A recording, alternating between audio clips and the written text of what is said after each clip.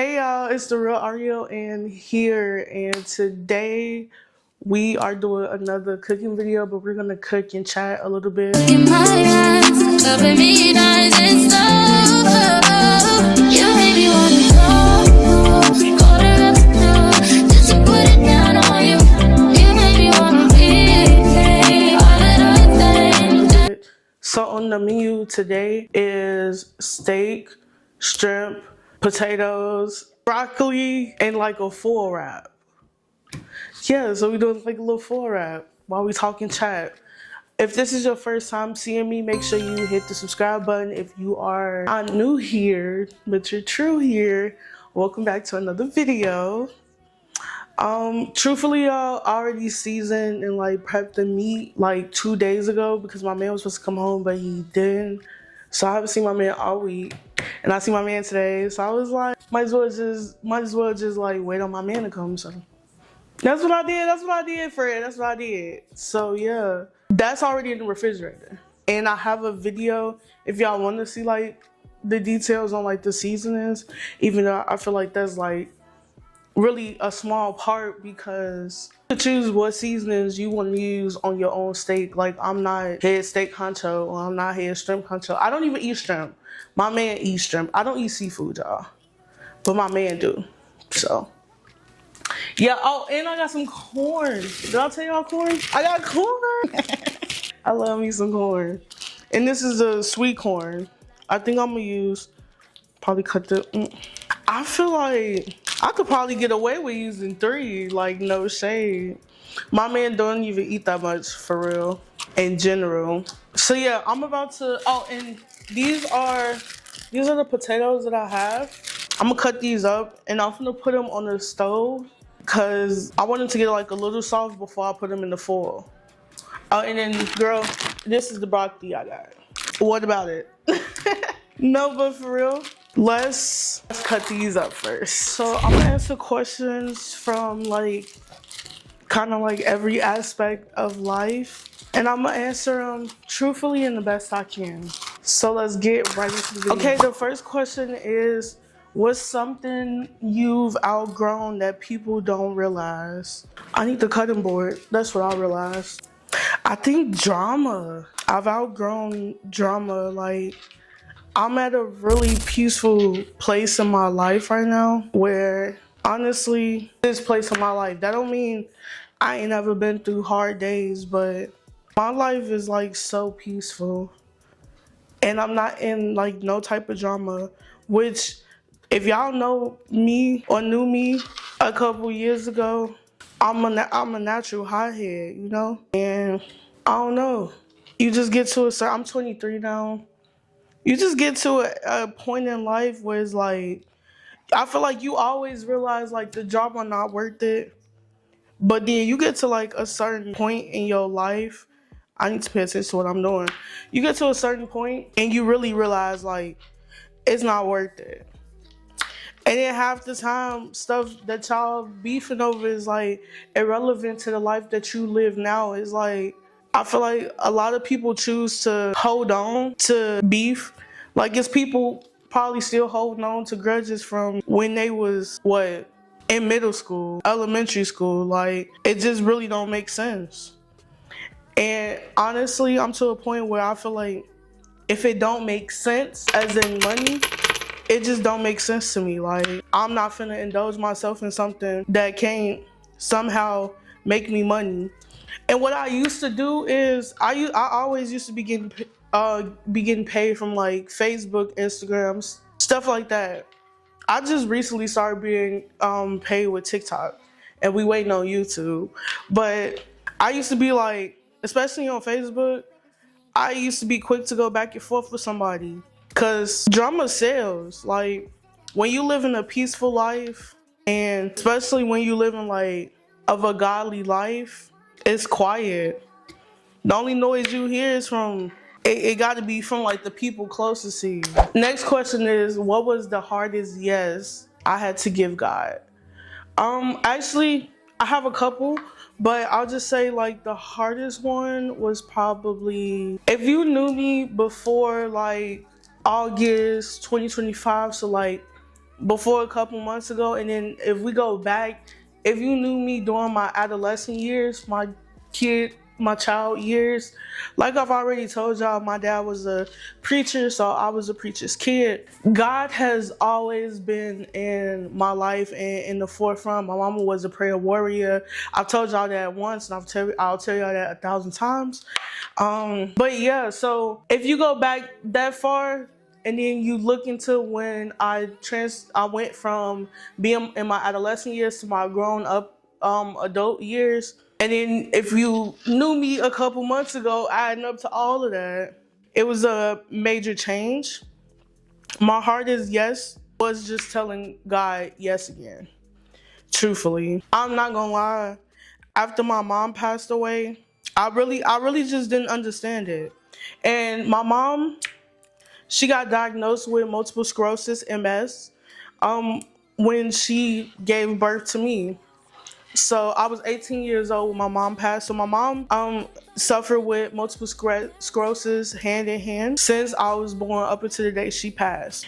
And to me, I maybe would have been more accepting of my mom's passing if it would have been from like multiple sclerosis or something concerning multiple sclerosis did it to her, or she lost her balance, and which is a side effect of multiple sclerosis. She lost her balance and it just went bad. I maybe would have been more accepting of her passing, but I wasn't accepting of it because my mom passed in 2020. What is 2020? The year of the scammers and COVID. My mom passed away a month and 15 days after her birthday. Her birthday was October 5th. She passed away November 20th. She passed away from COVID. And I was so pissed, y'all. I was so angry. I was so angry. And then it was like my dad, he passed of a natural cause too. He died of a stroke. So I felt like I had nobody to blame for my dad's death. It was something inevitable. And here I am again. My dad passed away at 13. Here I am again at 18, dealing with a natural cause of death or something that nobody inflicted on her. So I have nobody to point this blame on again. And it just broke me. It broke me. And I remember, so November 15th, 2020, I was dating someone. That's not important. But we ended up moving to Wisconsin. I was freshly 18. And this is why I ended up saying yes to moving with this person to Wisconsin. Because we were struggling. Like, I had just graduated high school at 16. So I was waiting on school to start back up, but my financial aid wasn't doing right by me, so I couldn't even go back. And then it was the year of COVID, so it wasn't like I finished. This is how stuff is bad at home. I didn't go back for Christmas break. We had like 2 weeks out for Christmas break. I went back because my mama was in the my mama had ended up going to the hospital. And then after she left for an MS attack, and after she left the hospital, she ended up having to go to a rehab. That was just like the thing. Like, if she ended up in the hospital for an MS thing, they put her in radiation, and then she go to a rehab center, because with MS, you could lose the ability to walk. So laying idle in a bed for so long, you'll lose the ability to walk a little bit. And even if not, they still want to put you in the rehab just to make sure.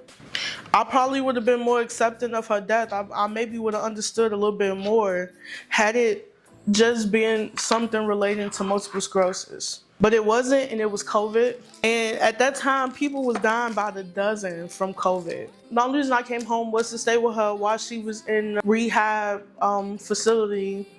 And, we crossed over to the new year together or whatever. Before that, God had been giving me signs. My family low-key called me crazy, but I just couldn't express like the signs. And it was like I was mourning my mama earlier, and like before everybody else was mourning her, I had the whole year I was having dreams, y'all. I never have dreams. I never have dreams. God was making it abundantly clear, I promise you. And I just didn't know how to take it. I was away at school too, so it was just like I was having dreams. And I would post about it on my private like spam, and I had one of my cousins in my spam, and I guess he would go to the family. But mind you, I was actively mourning, mind you. It was to them, it was unexplainable. You know what I'm saying? And then I even explained it to my mama. I'm like, and it's like I just keep having this dream, and it's like I can't shake it because he went back and told my family, and my family I guess told my mama, and I had to explain to my mama like it's not me wishing that. It's detrimental. Like it's something. And even then I wasn't saying like RP. I'm like pray for my mama, like you know what I'm saying. And now looking back, I was seeing stuff that they wasn't, and I was being told things that they wasn't. And honestly, I needed that because I still took my mama death hard, but it could have been worse. It always could have been worse. So I ended up moving with this said ex. I don't have any exes. Anyway, with this said person to Wisconsin because I couldn't go back to school. I actively had really bad asthma. So my asthma would flare up. I almost died from asthma when I was a kid. Like my asthma has always been bad. Glory be to God that that's not the case now. But regardless, my asthma was bad. It was cold in the house. Like I'm talking about you got probably 3 jackets on, and you land under a blanket. Like it was cold in my house. I don't know. I knew I just needed to get away. I was 18. I had finally got my ID. Mind you, I had been asking my mama to get me or take me to go get an ID for the longest because you can't start no job without an ID. It was steady getting pushed off, mind you. Like I told you, my mama got multiple sclerosis, and then it came a point in time where we didn't have a car anymore. And my mama never really had a license, so it was always a gamble with that. But my the car that he had or that he bought ended up getting taken. So it wasn't like we had a vehicle to take us. So she have to like ask people to take us places. Cause other than that, it's only the bus. Cause my mama could barely, I'm sorry y'all, this is so hard. My mama could barely, walk she could walk. Don't get me wrong, she could walk, but not for long periods of time. Yeah, so we always had to like ask people if they could do something for us. They act funny. Like it was a struggle once my dad passed away. And I turned 18. I finally got my ID. I think my first Illinois ID say like, it was like November 1st or something like that. I'm pretty sure I got pictures or videos because I was gonna like vlog that moment. Cause it was like I did vlog that moment. I'm gonna include it in here of when I finally got my ID, and it was because my friend at the time had took me. So once I got that, what was supposed to happen was we were supposed to get our own place in Wisconsin, but that didn't end up going through. It was supposed to be super easy because it was like the projects and stuff, but that didn't end up going through. So we ended up with his mama. Regardless, I got to work instantly. I was filling out job applications before I even hit Wisconsin. I was filling out job applications before we even hit Wisconsin because I had one thing on my mind: get a house. Not even a house, just get a place. We ain't had no heat. I think the water was half working, if it was even working in general. I don't think the heat was working. No, because we was using heaters. We was using heaters, so the heat was not working. So yeah, the heat definitely wasn't working because before I left for Wisconsin, I didn't even tell my mama I was going to Wisconsin. I just told her I'll be back. Mind you, at that time I was grown. So I'll be back just mean like I'll be back. And I wasn't, I was expecting after a couple of days they would call me and stuff because I didn't tell none of my family that I was finna move to a whole nother state with somebody. I just left. And I remember I put my cover on my mama, like my bedroom cover, I laid it on her because she was just shaking, and it was cold in the house, so I was assuming, because I know if I'm not under the cover, I was shaking too. So I was just assuming that it was just like she was shaking because it was cold. My mom ended up passing of pneumonia from COVID. So yeah.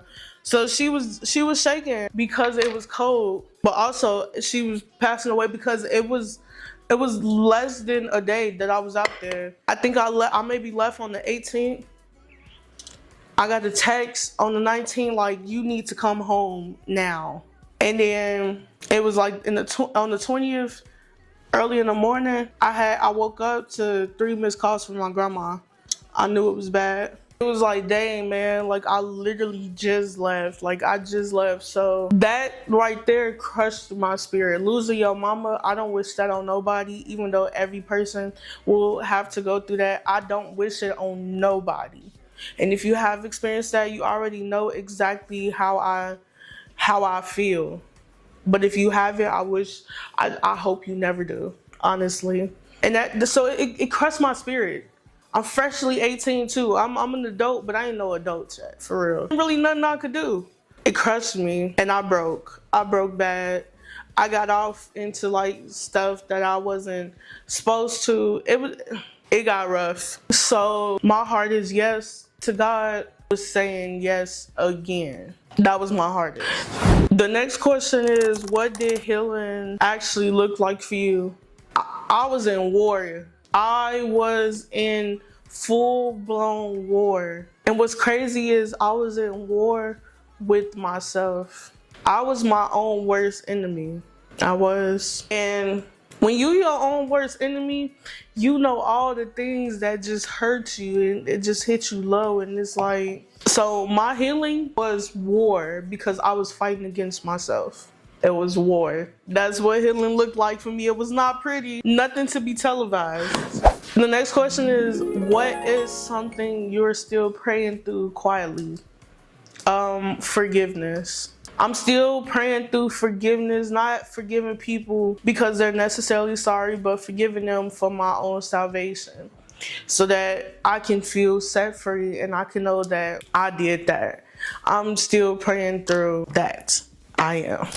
The next question is, what's the biggest misconception about me? I would say is that I'm mean. I feel like if you don't know me and you don't know the way that I play or tend to play sometimes, or if you can't handle the truth and you like friends that, oh friend, you not wrong when you dead wrong, you're gonna think I'm mean. But I feel like the biggest misconception is that I'm mean. I'm really down to earth. I'm very understanding, and I always try to see stuff from both sides. So I always try to get understanding before I retaliate. But people always catch it when I retaliate, but they never seem to catch what somebody did to provoke me. But that's neither here nor there. The next question is, what season made you grow up fast? My Job season. Because I had everything anybody would want. My parents was married a year before they had me, before I was conceived. I had both parents, mom, dad, in the same house, married. I wasn't made out of wedlock. Like, we went on family trips. I was good. We lived in the house, not an apartment, a house that had a backyard and a front yard that was gated. So it was like, and I ate every day. So it was like I had everything that I could possibly need at that time, want at that time, whatever. I had everything that I needed. And then 2016 came and my dad died. 2020 came and my mom followed him. And it was like all that I had known for my dad, it was 13 going on 14 years. I had just turned 13 when he passed, and I was about to turn 14 that year because he passed in May. My birthday's in August, so I was about to turn 14. And I was just graduating from 8th grade to high school, and he passed right before graduation in my class trip, so, and luncheon. So I actually photoshopped him like in the clouds because it was a picture of me and my mama on my luncheon. I'm gonna include in this video.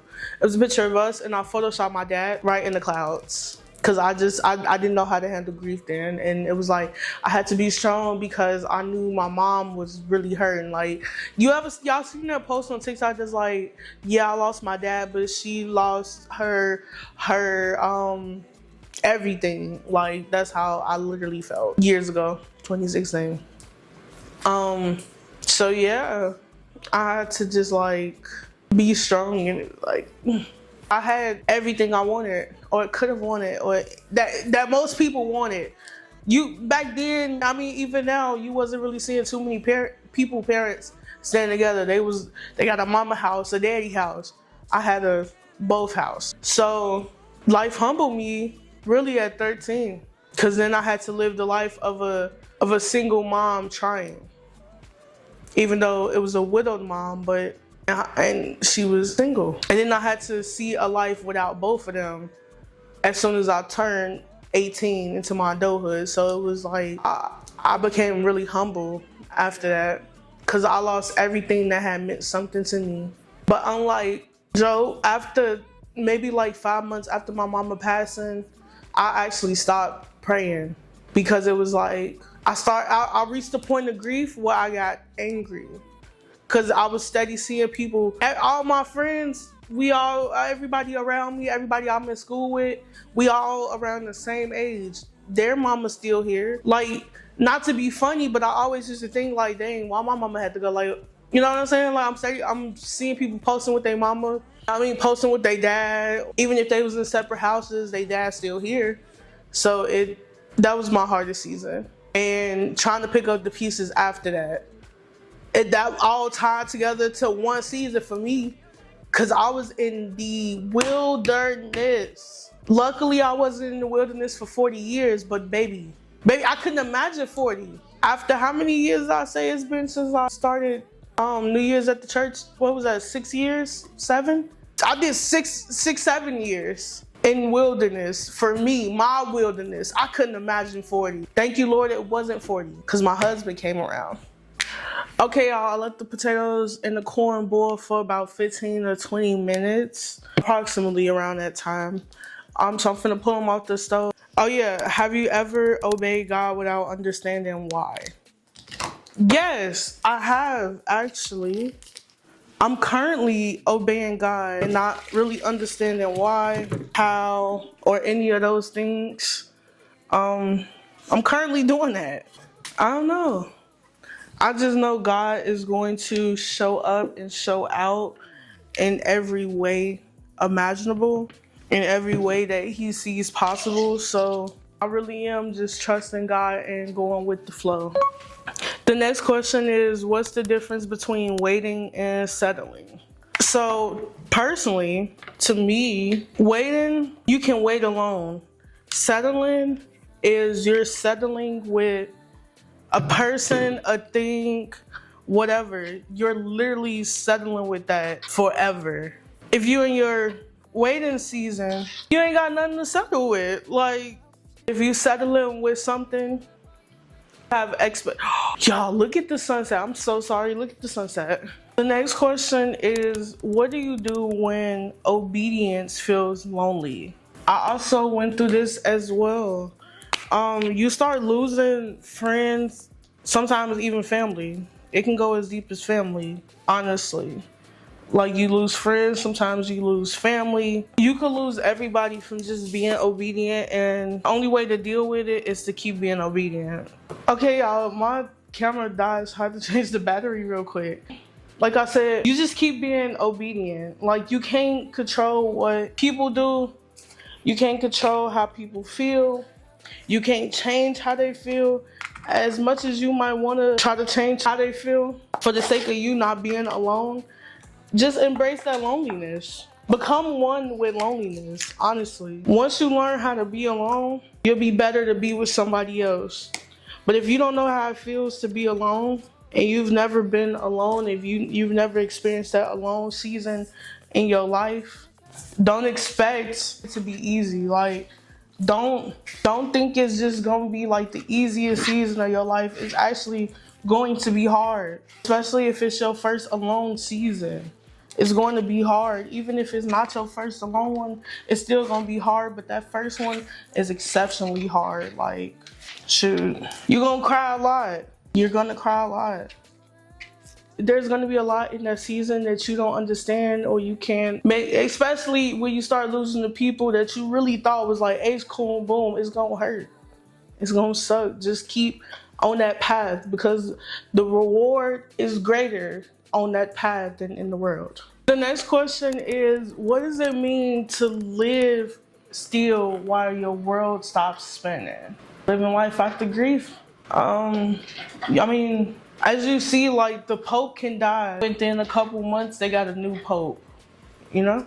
So no matter what happens in life, life keeps spinning. So as mad as you may be with life, or as angry as life has made you, at the end of the day, you still got to keep going. Like, still, rain or shine, you just got to keep going. And you just dealt with something that literally broke your heart, like quite literally, and you still just got to keep going. Okay, so I think that's perfect time to jump into the next question, which is, where have I been? That was one of the first questions that was asked, actually, but I just felt like a little explanation needed to be had before. Where have I been? Y'all, when I left YouTube, I think like one of the last couple videos I posted, I was at Governor State University.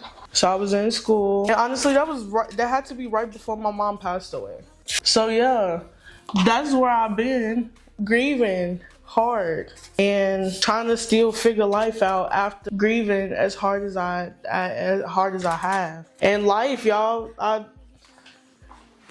at some point I had to grow up. And it just all kind of happened at the same time, around the same time. However you want to put that, it just happened. And I really had no control over it.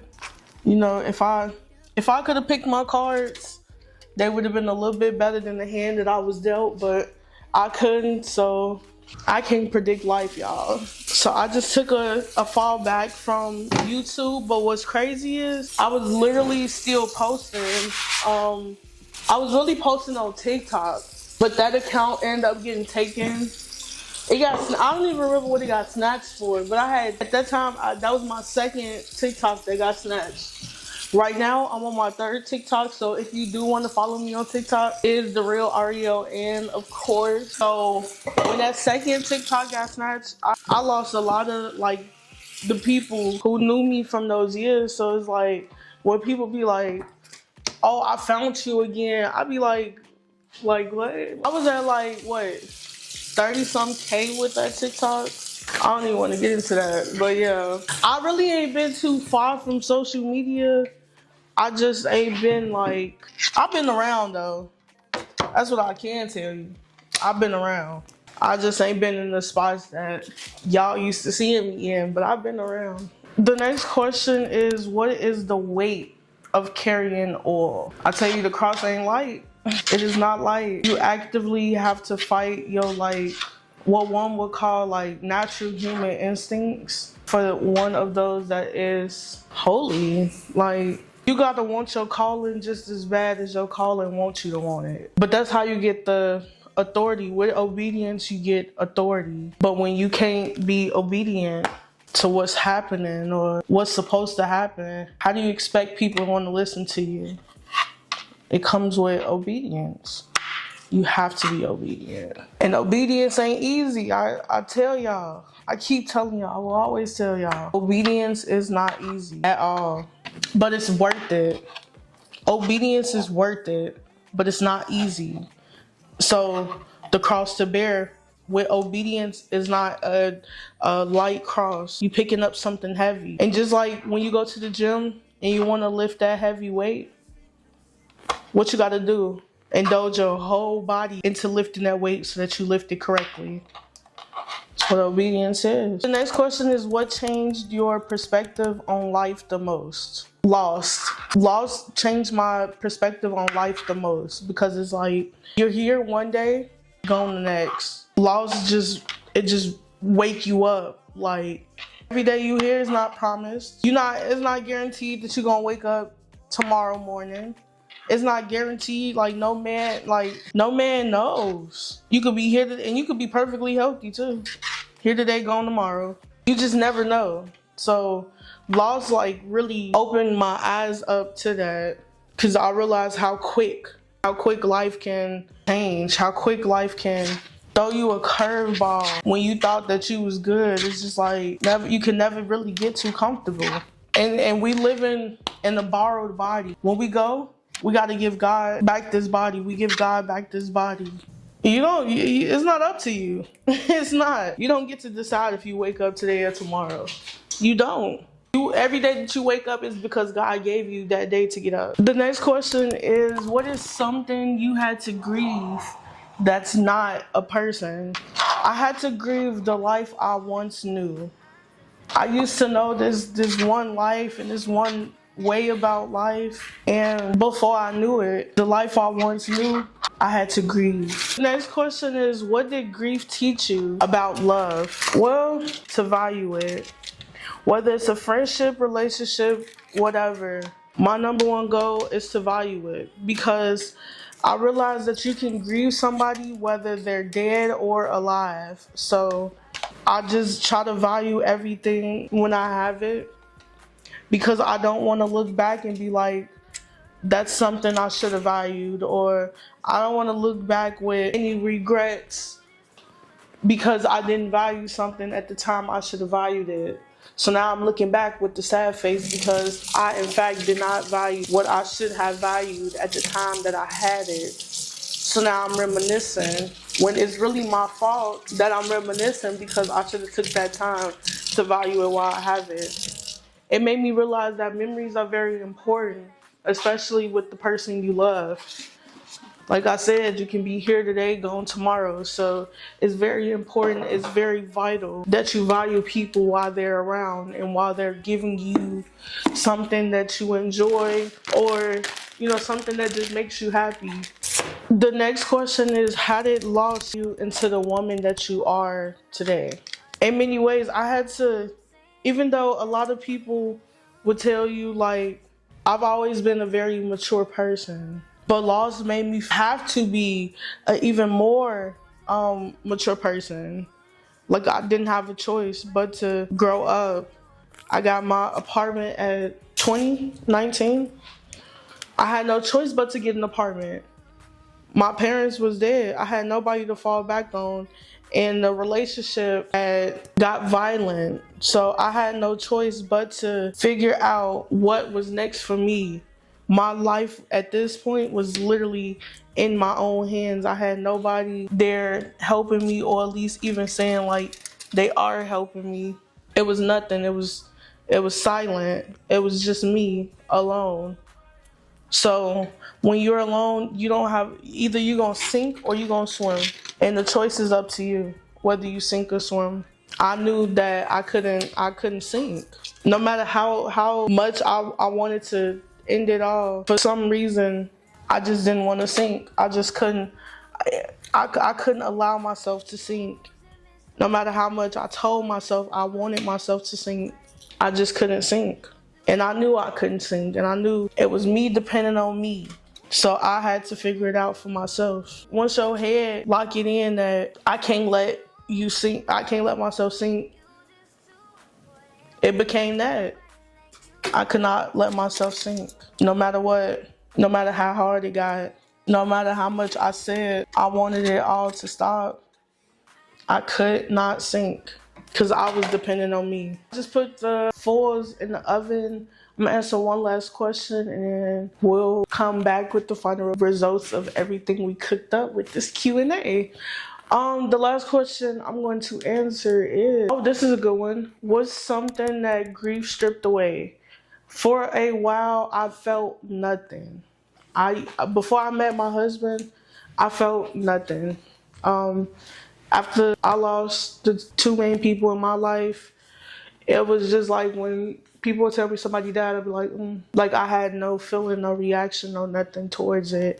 Death had at that point become inevitable to me. It became something I was, at this point, comfortable with, like, okay, everybody died, and I still feel like everybody died, but I'm able to connect with people when they are feeling grief. Normally I would try to avoid it, so that's why I would feel nothing or say little or nothing, like have no reaction to it, because it's like, well, I don't have any kind words for you, because I was still in the hardest season of my life. So yeah, that stripped away my feelings, and it gave people this probably like taste in their mouth, like, dang, after all she went through, she don't understand. It's like, I do understand, but I was still going through everything that I went through. So I was still struggling with that. But yeah, that's something it has stripped away for a little bit, for a while. I met my husband, and he gave me all the feels. So yeah, I'm starting to get like my feeling back. So it was temporary. So yeah, I'll talk to y'all when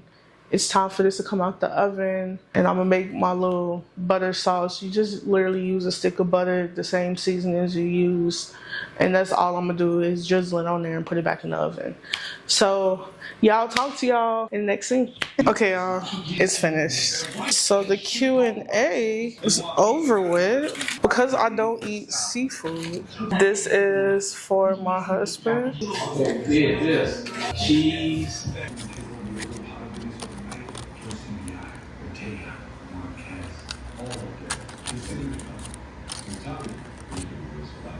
Okay, y'all. Thank y'all for watching, and we'll see y'all on another video.